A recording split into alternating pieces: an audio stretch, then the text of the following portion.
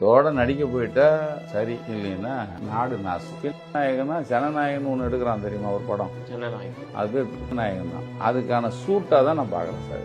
அதுக்கான shooting sir. அவன் அதை ஏதோ ஒரு விஷயம் பண்ணுறான். நீங்கள் வேணா பாருங்க. அதுக்கு இந்த பாலா போன ரசிகர்களை பயன்படுத்திட்டான். அதுக்கும் இதுக்கு எப்படி நான் பொருத்தி பார்க்க, நீ இந்த கூட சேர்ப்பான் சார் அவன். நான் எனக்கு வந்து தகவல் அதில் மேலே வந்து ஒரு பவர்ஃபுல் கேமரா வச்சிருக்கதா செய்தி, அதை வச்சு படம் பிடிச்சிருக்கதா செய்தி இருக்குங்கிறேன். இந்த படத்துக்கான காட்சிகள் இருக்கு, அந்த படத்துக்கு இது சேர்ப்போம். ஆனா இதன் பிறகு அப்படி ஒண்ணு வந்து அது இன்னும் சர்ச்சைக்குள்ளாகுன்றது தெரியும். அதை பத்திலாம் கவலைப்படல. சைவம் தான். நீங்க சட்ட பிஜேபி பின்னாடி இல்ல, RSS பின்னாடி இல்லைன்னு சொல்றாங்கல்ல, அவங்களை கூப்பிட்டு இங்க பாரு சட்டையை பிடிச்சி கேட்கணும், இதுக்குடா மறுபடியும் பாதுகாப்பு கொடுக்குறீங்க. அவன் தான் 100 எருமாடு வச்சிருக்கான் பவுன்சர். அது இல்லாம இவன் இசட்ட ஒய் பிரிவு வேற இருக்கு. இது இல்லாம இன்னும் வேற கமாண்டோ பிரிவுனா இது நம்ம அமித்ஷா கொடுக்குறதா? இது அமித்ஷாவோட மேலையா? இல்ல இசட் பிரிவு பாதுகாப்பு. இதுல வந்து இந்த குண்டு துளைக்காத காரு அதெல்லாம் கொடுக்கணும். அது பாவம், அவரு ரொம்ப பாதுகாப்பா அவர் இருக்கணும்ல.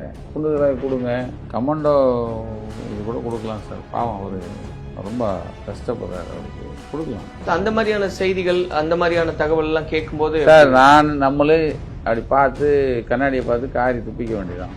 இப்படி ஒரு ஆட்சி, அவனுக்கு என்னையா கம்மியாகி போச்சு, அவன் என்ன பாதுகாப்பு கம்மியாக இருக்கான், அவனுக்கு ஏன் இன்னும் வேற பாதுகாப்பு கொடுக்குறீங்க? ஏன் பெரிய உச்சத்தை தொட்ட ஒரு நடிகர் இன்னைக்கு பாருங்க, ஏதோ இமயமலை போகிற வழியில் ஒரு ஹோட்டல் நின்று தொன்னையில் இட்லி வச்சு சாப்பிட்டுட்டு இருக்காங்க. ஒரு ஆள் வேட்டியை கட்டிட்டு, ஒருத்தர் அஜித்துன்னு ஒருத்தர், அவர் வந்து என்னையேந்தா வாழ்க்கைன்னு சொல்கிறேன், நீ போங்கடா அப்படிங்கிறான்.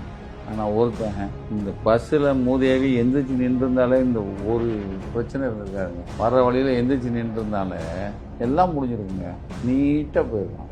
அதானே சொல்கிறாங்க இந்த நம்ம அந்த ஊர் போலீஸ்காரங்க.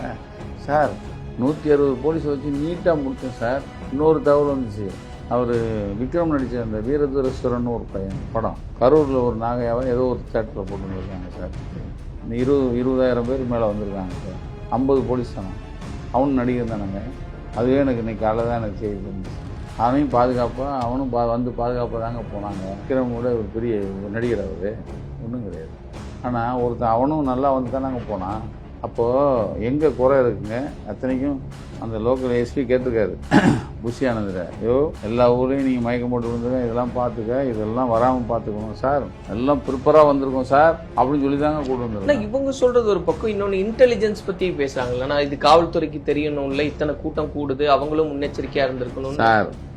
எஸ்பிகிட்ட பெர்மிஷன் வாங்கும்போதே சொல்லியிருக்காங்க சார், நாங்கள் எங்கள் படை இருக்கு, நாங்கள் பார்த்துக்கிறோம், நீங்கள் எங்களுக்கு ரோடை ஃப்ரீ பண்ணி கொடுங்க, அவ்வளோதான், வேற எதுவுமே கேட்கல. காவல்துறை ஏற்றுக்குவாங்க இல்லை, அவங்க ப்ராமிஸ் பண்ணி தான் கொடுக்குறாங்க. ஏன்னா எங்களுக்கு இந்த ரோடை கொடுங்க போதும். அப்போ இவங்க சொல்லியிருக்காங்க, நீங்கள் வந்து ரசிகன் மாத்திரம் இல்லை, உங்க கூட பொதுமக்களும் வருவாங்க சார், அதை பூரா ஒழுங்குபடுத்த வேண்டிய ஏன் வேலை? நாங்கள் உங்கள் போலீஸ் இருக்காங்களா சார், இந்த போலீஸ் போதும், நாங்கள் எங்கள் டீம் வச்சு ஒதுங்கி போடுவோம். இவங்க தான் சார் வாக்கு கொடுத்துருக்கானோ, புஷி தான் எழுதி கொடுத்துருக்கான் அந்த ஆளு. 26ஆம் தேதி 25, 26 அவங்க அதுக்கு தான் அங்கே தானே இருந்திருக்காங்க.